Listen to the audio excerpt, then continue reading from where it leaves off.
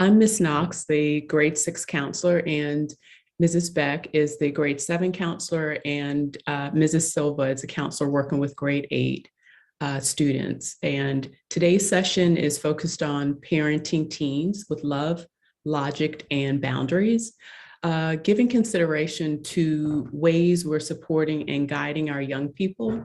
And as you have questions, please add your questions to the Q&A section, because the chat feature is currently disabled. Okay, so in our time together, we will review information about where your teen is at developmentally and look at ways you can support and guide your children through this phase of their development. I've worked in varied roles within education for over about 25 years on 4 continents, and I've often heard parents' frustration because they're trying to figure out how to get a particular behavioral outcome from their son or daughter. Most times parents either want their teen to stop doing something or they want them to start doing something, or both, right? But hopefully this presentation that we're going to share will give you some helpful tools. You can change slide, Miss. Okay, so I kind of chuckled while reading this quote by Mark Twain. As a teen or tween, you strongly believe that your parents know nothing. You're convinced that in your 12, 13, or 14 years of life, you kind of feel that you already know all there is to know, right? And so the developmental changes that our young ones go through in adolescence are indeed amazing. And we're hopeful that our presentation will either inform you or will remind you of those changes and give some information to support your parenting. Next, Ms. As we get into the presentation, we'd like you to consider love, logic, and boundaries, I guess, from the lens as we've noted on this slide. Love in terms of allowing teens to grow through their mistakes, failing forward, making mistakes, but learning from the wrong actions. Logic in terms of allowing teens to live with the consequences of their choices, and consequences being equivalent to like pebble moments that matter, that are felt and can be viewed as healthy and appropriate growth opportunities. I think of consequences or pebble moments in terms of helping the teen to reflect on their choices, but also how their choices have impacted either themselves and other people.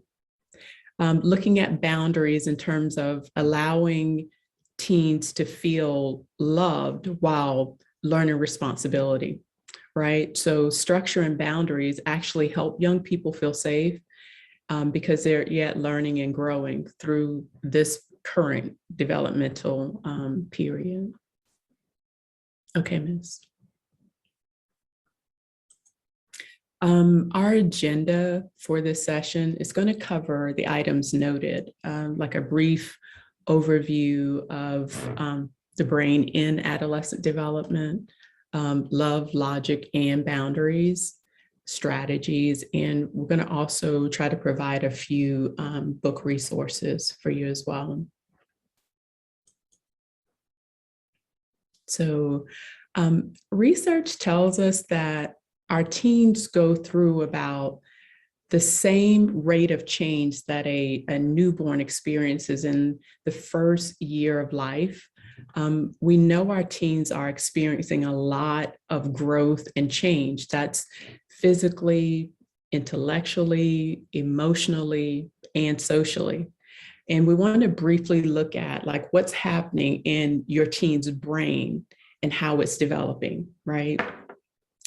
The teen brain is physically basically the same size as an adult brain. So because of that, we thought we thought the adolescent brain was finished maturing because of the size. But Dr. Jay Geed, he used like MRIs, like the magnetic resonance imaging in his study. And he did a study of over like 1,800 teens. And the MRIs gave us like detailed images of their brains. Because of the work that Dr. Jaggi did, we now have like more information on the teen brain than we have ever had. And that the growth of the brain and the development, it happens from the back to the front. So in the front of the brain, you'll have like the prefrontal cortex, or we say PFC. It's at the front of the brain. And that part of the brain is responsible for like decision making, controlling emotions, and having some sense of restraint relative to our impulses, right? Because the prefrontal cortex is still developing, teens might rely on the amygdala part of the brain, which you'll see like it's the arrow pointing for the number 3, right? So they might rely on the amygdala part of the brain to make decisions and to like solve problems more so than the adult would, right? And the amygdala is responsible for like emotions and impulsive behavior. So that basically means that your teen is more likely to use the amygdala part of the brain in making decisions and solving problems, but it's without the full help of the prefrontal cortex, which is going to help control those big emotions, and it's going to help bring some sound reasoning and some restraint with their impulsive behavior. So I guess I'm saying that the teen will then be, it looks like the teen is filtering that information through the lens of the amygdala. And so the behaviors or the responses that you might see might seem to be like over the top or not clearly thought out, or it might be quite emotional. So having said that, we think that this developmental phase is a time of like massive change and transition, but it's also about skill building, giving our teens the opportunity to practice appropriate skills as they continue to develop. And so how can you help as a parent? Glad you asked. Next, Miss. Encouraging positive behavior. So your teen's brain is growing and going through the process of becoming more efficient. Some of the connections are pruned away and others get strengthened. So as we encourage good behavior strategies, we also are strengthening positive brain connections. We're looking to model the same positive behavior that we're expecting of our young people. Excuse me. As I noted earlier, most times as parents, we really want to change our teens' behavior to either start doing something we want them to do, or we want them to stop doing something we don't want them to do. And we kind of want them to make those behavior changes now or yesterday, right? At that moment, it's difficult to remember that it's not about control or force.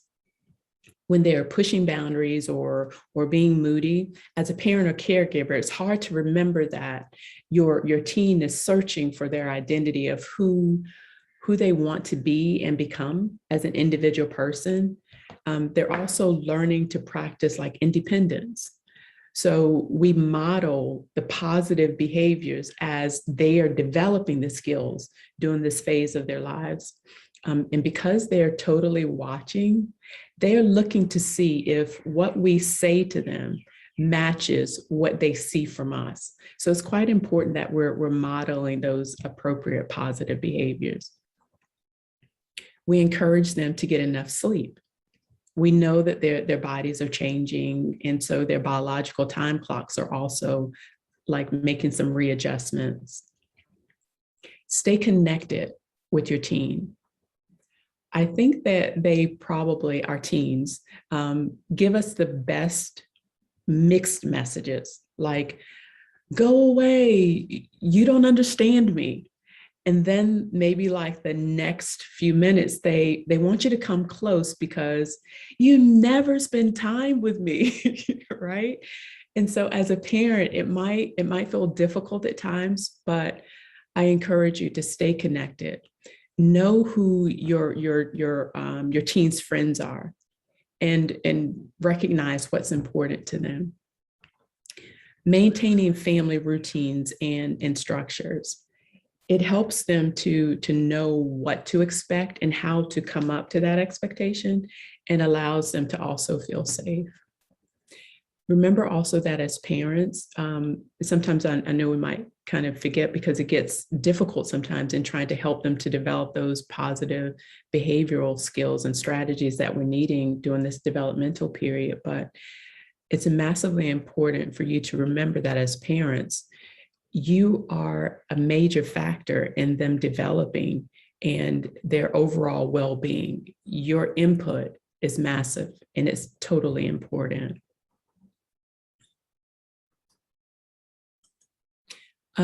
As we start to talk about love, logic, and boundaries today, I wanted to clarify that we're not referring to any type of parenting style or parenting theory.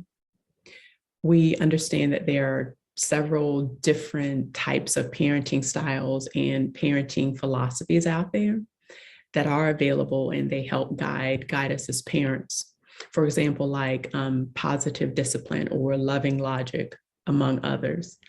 But I will say that it's helpful to reflect on your current style of parenting, and to consider how it may be impacting your teen and your relationship with your teen. I think it's also important to consider that each young person is unique in their own right and in their own development and in their own personality. So what is effective parenting for one teen might look one way, and what they need might be very different for what another teen or one of your other children may need.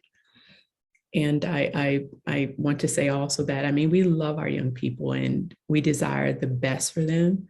So as parents, it's natural for us to feel like we've done a good job in parenting them, right? And when each individual baby is born, it would be like great to receive a parenting manual with all the correct answers of what to do for that specific child, right? When you're discharged from the hospital, they give you that manual. But unfortunately, it just doesn't work that way. The love, the logic, and boundaries that we talk about today is more about strategies and behaviors that you can use with your child in their development, as they're developing to trust and forming healthy and positive relationships. Okay, Miss. Thank you so much, Mrs. Knox. I'll take it from here. So we're going to get into kind of the nuts and bolts of love, logic, and boundaries in this part of the presentation. So showing or demonstrating love while parenting. And when we talk about love, this is what love can look like for you as a parent. And when showing love to someone, it's also really helpful to consider how that individual likes to receive love. Sometimes we've heard that described as someone's love language. So love language is not just for adults, it's also for kids and children and teens and adolescents as well. And there's many different ways to convey love in parenting. It could be expressing warmth. It could be teaching about life, spending time together, and not just spending time together in the same room doing different things, but spending time together being engaged in an activity or some kind of experience, making positive memories, providing family routines, sharing and establishing and celebrating traditions can be a way to show love, and also modeling your family values. And I think the preferable outlets and the styles of expressing love can certainly vary across different cultures and within different individuals and within different families for different reasons. But I think that the power of love in shaping a child's health and well-being is really universal. And so demonstrate your love and acceptance for who they are. And sometimes we think about what we want our child to be, or we envision that this is what they're going to be because this is what we want them to be. And I think focusing on who they are as a person, what their interests are, what their values are, because they're developing as individuals, I think is really, really important in this process. And what we discuss in this presentation is not permissive parenting. You're still putting the time and effort into getting to know them, to guide them, support them, and share your expectations for behavior.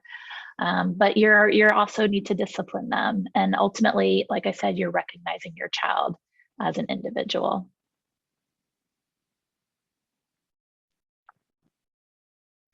Using logic while parenting can be quite challenging sometimes, especially when, like Mrs. Knox said, you're dealing and interacting with an emotional teenager who has intense feelings and reactions. But logic allows teens to live with the consequences of their choices. And a few things to consider when using logic to parent your child is that there is a difference between discipline and punishment. And with discipline, that teaches a child or an individual new skills, such as how to manage their behavior, how to solve problems, how to deal with uncomfortable emotions.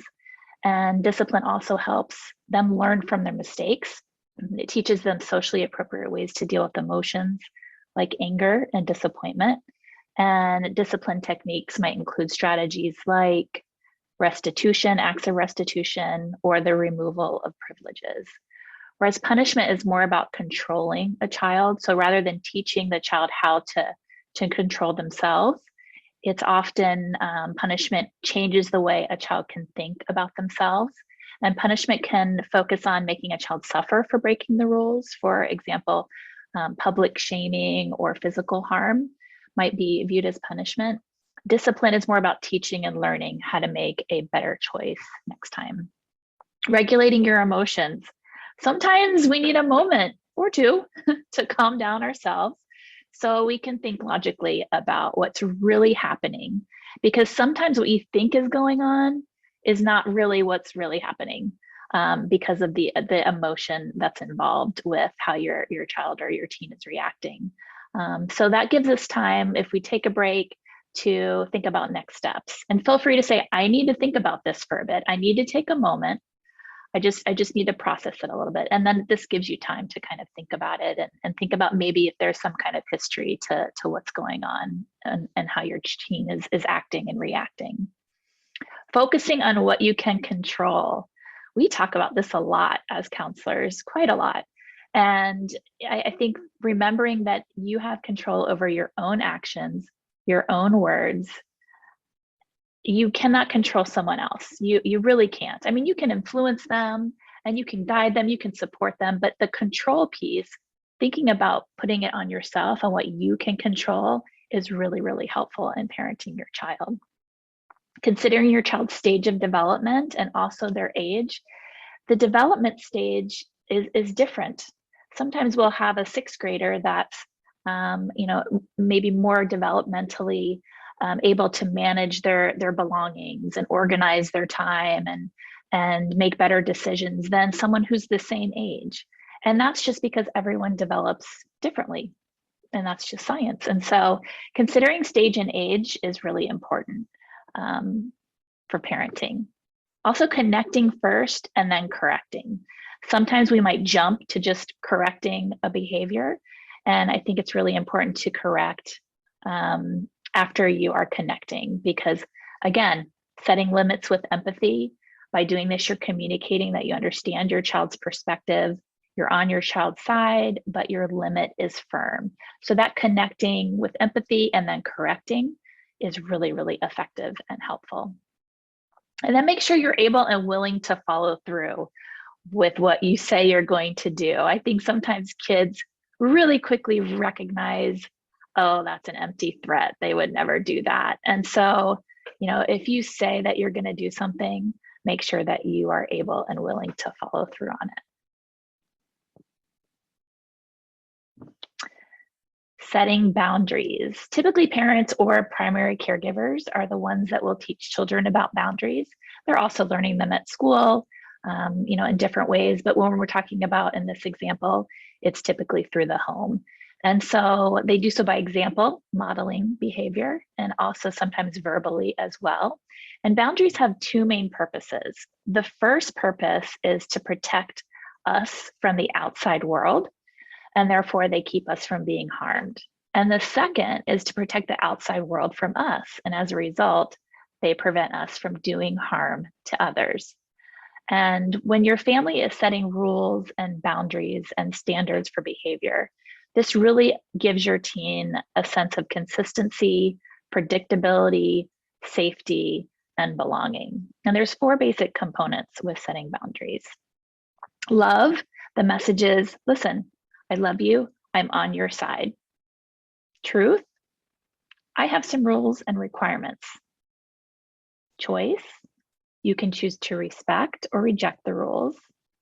And then reality, here are the consequences. And consequences tend to be natural or logical. And in parenting, natural consequences are consequences that occur in response to a behavior without parental influence. So for example, a natural consequence might be if a teen decides to stay up late for school on a school night, the natural consequence of that would be that they would be tired the next day. Versus logical consequences, those are consequences that are set and enforced by an adult. So examples of those might be loss of privileges as a logical consequence. And boundaries are really important for our mental health. Even as adults, they're important for our mental health and well-being. They support adolescent ability to form positive relationships and establish trust.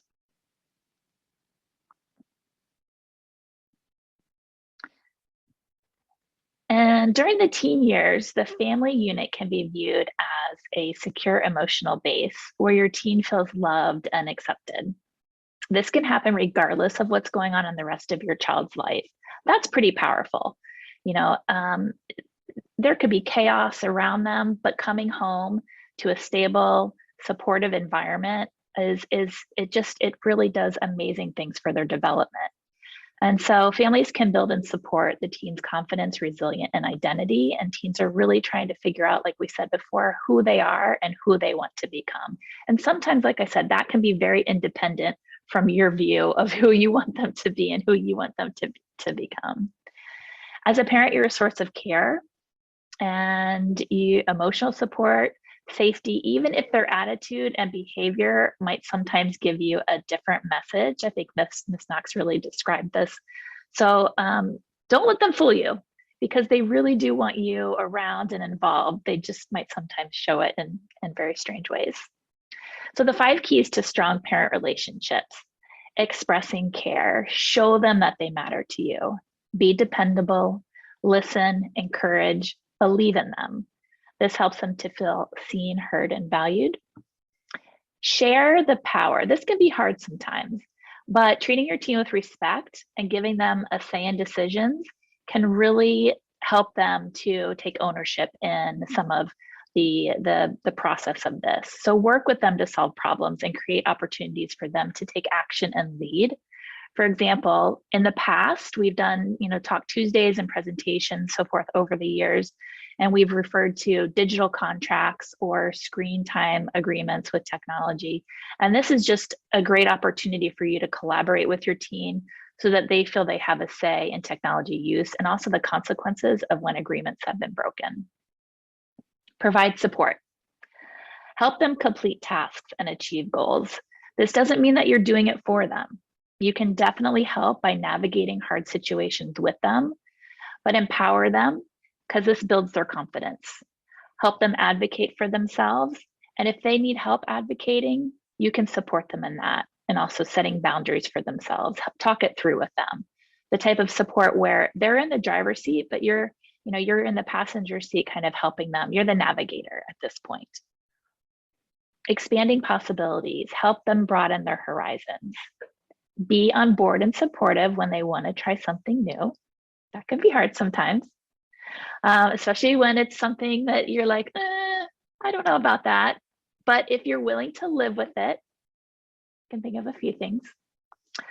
Really be supportive, help expose them to new ideas, experiences, places, and finally, challenge growth. Challenge growth refers to pushing them to do better, This takes the form by holding them accountable for their actions and their words and helping them to reflect on their failures. And failures are definitely learning experiences in our eyes. It's okay to expect them to do their best or want them to do their best, and sometimes push them. Pushing them is helpful to help them see that they can actually do more than what they really had thought they could do. But remember, having boundaries and limits and a healthy balance is also something to consider.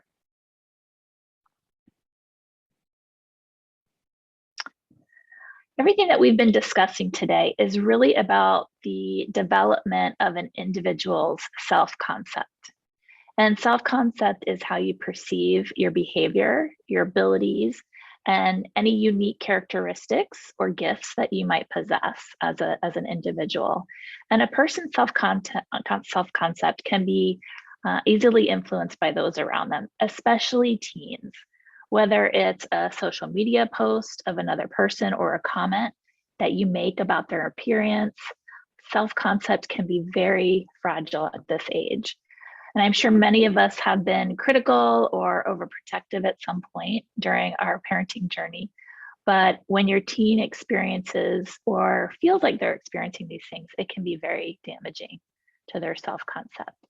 So building their self-concept isn't just about those feel-good words like good job or, keep it up or things like that. But a lot of this development is influenced by interactions with your child. So providing them with stated and unstated messages of unconditional love is important. And another important way to build self-concept is also by modeling your own healthy self-concept.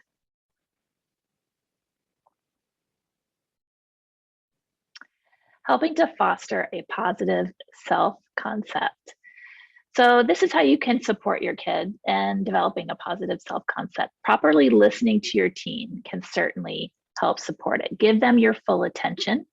I know as parents, we can feel, and be quite busy at times.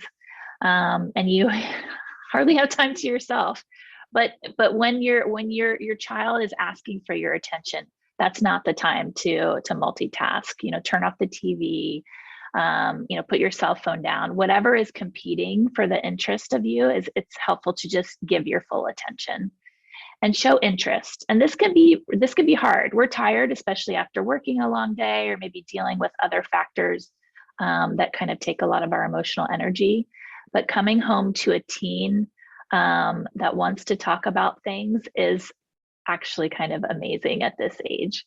And even though those things might seem insignificant to you, they're talking to you about them. So that's what's important to them. And the more you pay attention and ask clarifying questions, the more you find yourself interested in their lives.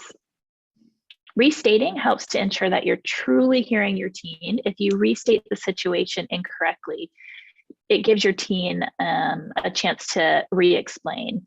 And so that really helps with them feeling heard by you. Be alert. Teens will on occasion, hard to imagine, open up to you about what is going on. And when they do, this is so exciting actually when they do, because you'll know when it's happening. And it's kind of like, oh my goodness, yes, this is it. This is my opportunity. So when they do, give them all the time that they need to share, and then ask, how do you want me to help you? Do you just need me to listen? Do you want me to give suggestions or help? Do you need me to take action with something? And as counselors, we will often do this because we need to know, is a kid venting? Is a child looking for help? Do they need us to do something?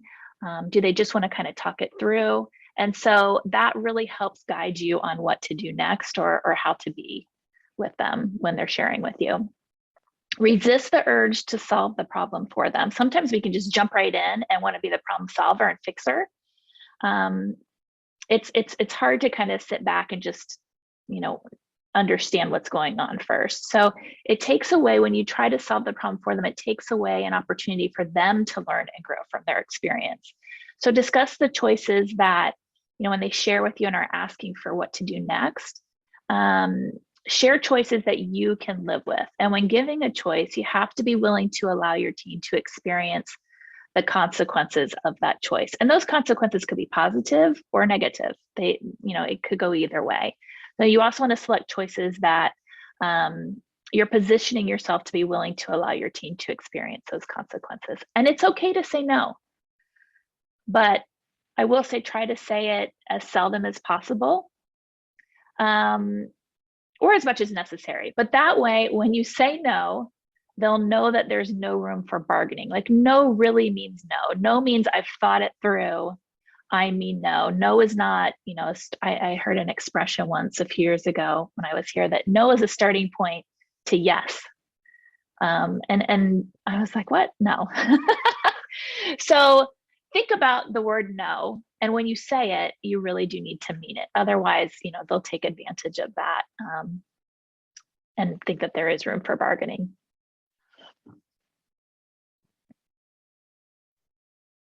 All right, so Miss Knox and Miss Beck and I have some resources, some book resources that we'd like to share with you. And these are just 4 books. We do have them in our counseling library, but I think Miss Knox, because of COVID restrictions, we're not checking out books to parents right now. Am I correct with that?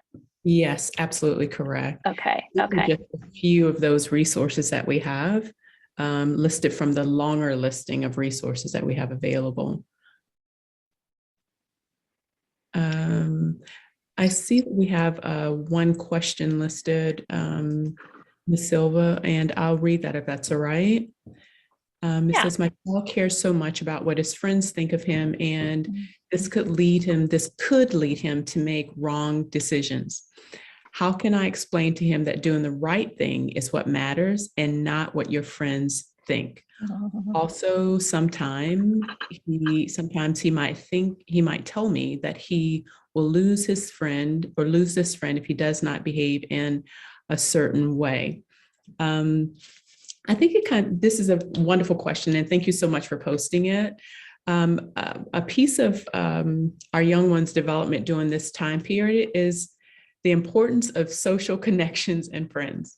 They are massively important at this point of their development because they're trying to figure out, as Ms. Silver said, who they are and who they want to become outside of the total dependence on parents, right? So it doesn't mean that they've forgotten the values and principles that parents have laid in the foundation of the formative years, very formative years. But they're taking that information and that foundational piece and then getting the added influence of friends and their social connections to see what pieces of these do I want to become a part of who I am as a person. And maybe that might be the experimentation of like different color hair, different clothes, different clothing, so different personas they're trying on, right? To decide who they want to be. As adults, our brains are basically finished with that whole maturation process that we looked at earlier.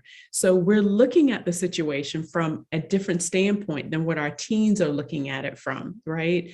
And so that whole discussion that Miss talked about earlier of learning from mistakes, we want to shield them because we love and care about them. We want to shield them from things that hurt, right? I always use the description with our young people that they tend to be their parents' hearts walking around in life unguarded. So when our kids bump up against something, it's like the parents' hearts are feeling it. And so we want to kind of shield them in a way that they don't experience those sometimes needful bumps, because it helps them to grow, to gain some resilience, to learn some different skills, and having that person to discuss this and talk about these things with and help to process, okay, this didn't work. Okay, what could this look like differently? And having parents as thought partners, as Miss said, having those opportunities to open up and talk with you about varied things and not wanting to fix it, but helping to explore what are these different options in this particular scenario that you've mentioned. Is there anything else we could add to that, Ms. Silva? Yeah, I was just going to say, I think peer pressure is so intense at this age. for the very reasons we discussed in this presentation. And I think one of the things that parents can do that we do at school as well, and you're welcome to support it at home, is talk about healthy relationships. What does a healthy relationship look like?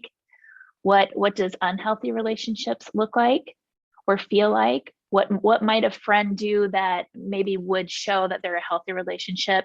What might a friend do that might show that it's unhealthy in a relationship?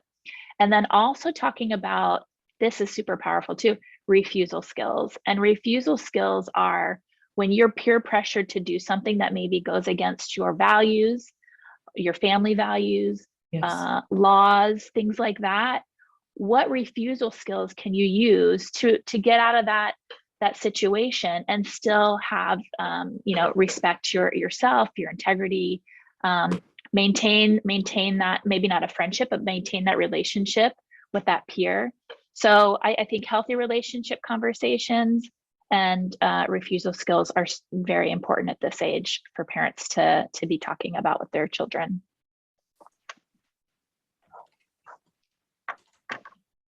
Are there any other questions? I want to have more questions.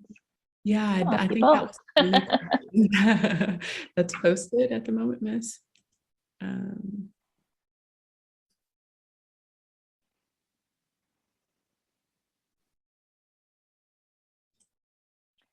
Okay, we have a question. How can parents deal with kids using bad language?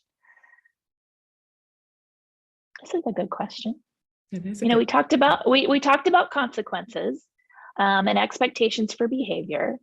So, I mean, you're welcome to go back and review that section of the slide, but if your child is not following the expectations for behavior and inappropriate bad language is being used, there needs to be some consequences,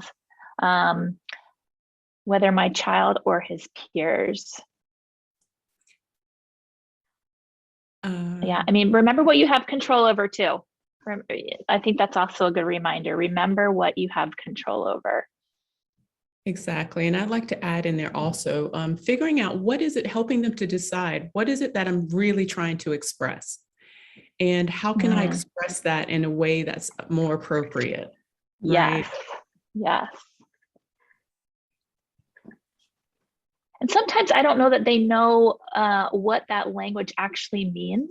Just to share a personal story, my son used an inappropriate word when he was younger and he got in trouble for it.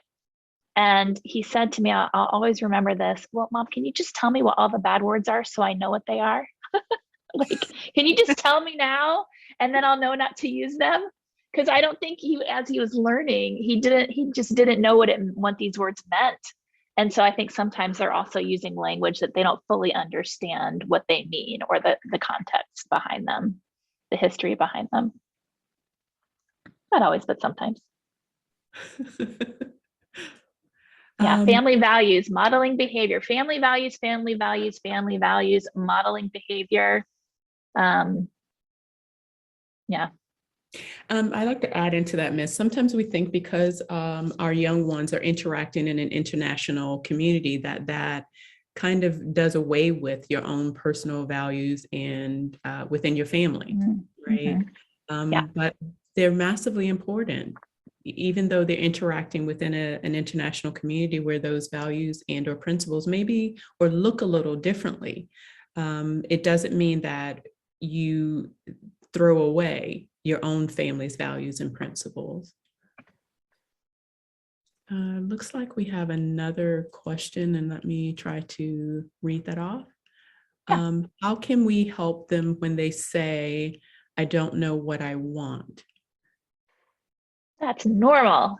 They are totally figuring out who they are and what they want. They are just investigating and trying things out. You can just encourage them to try out different things. Depending on, I don't know what this question is in reference to. Try multiple things, multiple sports, multiple activities, clubs. They're really figuring out who they are and who they want to be at this age, what their interests are, what their passions are. They've really been influenced by a lot of outside factors up until adolescence, whether it's a teacher, parent, and all of us still have influence in that. but now they're kind of trying to take the reins and take control. So just supporting them and discovery of that is helpful. And I love the fact that the middle school advisory program, we offer so many different subject matters for students to have those conversations in a small setting with no more to like 11 to 12 students. And self-awareness, I know, was like one of the conversation pieces for a couple of months in advisory. And I love that opportunity that students have to be able to discuss that with an advisor in a smaller setting with their peers, and allows counselors to also push in information into those settings. And that continues in high school. I know they have a strong advisory program as well. Okay, so another question, Miss, is any advice on how to get your child to express his/her feelings more? I know when I'm speaking with them, it's always one, Miss mentioned it earlier, connecting before correcting, right? And so I look at it in terms of connecting even before the expectation that a student will just open up and talk to me about everything that's on their minds at that moment, right? And so I kind of go into it. I give them things like we might be asking, how is your class, how are your classes going, right? And then I give them a rating. So it's like, okay, on a rating scale, if 5 is the absolute best and 0 is absolute worst, where are you within that rating scale, right? And then they'll have a think, and then they go, oh, maybe it's a 3, right? And I'll go, oh, okay, so what makes that a 3 today? And then so I go from something very concrete, and then they start elaborating a bit more what makes that feel like a 3 for them, and then helping them to get the language about what that feeling might be about the information that they're actually sharing, because sometimes they don't have the language about what they're feeling and or not knowing what's actually happening within their bodies. So it's helping them to identify those things, and whatever language they're using, that then becomes the language that I use with them, so that I understand where they are with it. So if they say something is wonky, then I say wonky and say, let me make sure wonky means blah, blah, blah, right? And so then we have an agreement of terms of what they're saying about what they're feeling and then what they're thinking. And then I help to give them vocabulary with the wonkiness. Anything Yeah, else? and because at this age, like you said, they have a hard time identifying what they're actually feeling. They haven't been able to, beyond being angry or sad or whatever, they really haven't dug into those feelings and learned, a lot of other feeling words yet. And so a lot of times just saying, well, what do you think about the asking about thinking for them sometimes will get to the feeling, and also finding those opportunities where those conversations will naturally come up rather than saying, you know, like bringing it up first. When they bring up those conversations, when you get excited about them coming to you, saying, what do you think about that? Sometimes leads to them sharing the feelings, even though they don't even realize it. Exactly. Okay, Miss, so we have another question. It says, it sometimes seems that teens are doing exactly what they know will offend or bother their parents. Are they just testing boundaries? Are they testing whether parents will indeed impose consequences? What's the best way to deal with this? Answering. I think we hit on this a couple of times within the presentation, and I guess from a parent and or caregiver standpoint, if we kind of shift our thinking about the actions that we're seeing, right? So developmentally, if we look at our kids and their responses from a developmental standpoint, they're kind of doing what they should be doing. Right? So pushing the boundaries helps them to kind of know, what are my limits? I'm trying to decide who I am as a person and who I want to be. I'm also trying to practice this new sense of independence, because my brain is changing, the way that I think is changing. My role in terms of your child is changing. I'm having to learn what skills I need to be a healthy, balanced, happy, productive young person. So I'm no longer that child that you had to manage every part of their lives, right? So now we're shifting into age appropriate consultants, if you will, and where there's more conversation and they're taking more ownership in terms of like the decision making of who they're becoming and gathering that information about how do I get the skill set to be this person that I'm trying out of who I want to be and who I want to become. Right. So if we shift our thinking to this as a developmental kind of way, if we look at it developmentally, they should be pushing boundaries because we want them to be able to make those appropriate choices and decisions outside of us when we're not present. And as parents, we want to feel like we've done our best to give them the tools to be able to navigate this without us there managing every step of the way, right? So we provide them the safe, loving practice area so that they can not get it right. And then we can talk about what that looks like and then provide other options and other things to do with that. Is there anything to add, Miss? Yeah, I would say just don't take this personal, because sometimes they're just seeing how you're going to react, and or to get a reaction from you as well. And I think if you respond logically, like we discussed earlier, and reinforce those boundaries, and the natural and logical consequences come into play, I think they'll realize, oh, okay, that's not how I expected, my parent to react. I've had my child say that to me a few times, like, well, your reaction was kind of unexpected. I was expecting you to get mad, or I was expecting you to do this. And I was like, well, no, I mean, we've talked about this before, and the expectation. So, I sometimes I'll even ask, what do you think your consequence should be for this? And involve them in the decision making for that. And again, keep your emotions in check, keep logical, don't take it personal. I know it's really hard to do that, because of your love and care for them and all of the things, but just keep doing a good job. And I know parent help, parent support here is really great with the, we have a lot of resources for parents. So just ask for help when you need it. Everybody's going to have their own style and their own values for their family. And I think just sharing that with your own children, modeling that behavior, parenting, we've said this before, but you definitely have permission to parent your children in the ways that we've described in this presentation. And we hope you find it helpful. Exactly. I do want to say as we wrap up that this presentation will be available on the Talk Tuesday once it's edited. We probably should have said that at the beginning. So, anyone that's missed it, you're welcome to or rewatch it once it's posted onto the Connect page.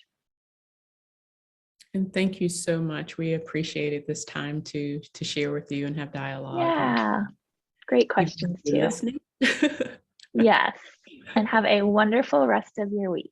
Exactly. Thank you.